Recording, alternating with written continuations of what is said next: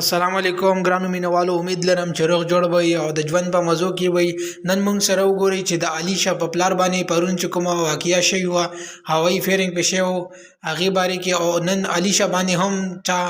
حمله وکړه. د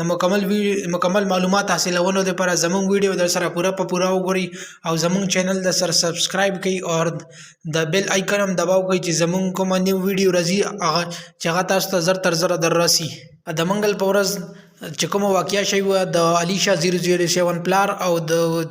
د سونیا شاه خاوند د داود شاه باندې چې کومه قاتلانه حمله شوې وه، د هغې نه بعد اوس په علي شاه 007 باندې هم قاتلانه حمله وشوه او ډېره زیاته زخمی شوه او په زخمی حالات کې اسپتال مور سونیا شاه اوس په لایو ویډیو رغلي او ډېر غټ غټ یې ژړل چې موږ سره دومره زیاتې څوک کوي. آیا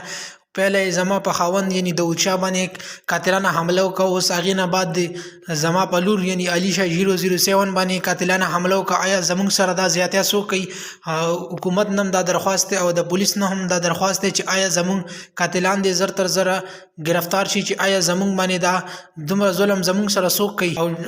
او تیز تیز جړل چې آیا زموږ سره دا ظلم څوک کوي چې پهله داود شاه یعنی زما په خاوند باندې قاتلانه حمله وشوه چې په هغې کې هغه ډېر زیات زخمی شو او زخمی حالات کې اسپتال ته راوړو. اوس د هغې نه بعد زما لور یعنی علي شاه 007 باندې هم قاتلانه حمله وشوه او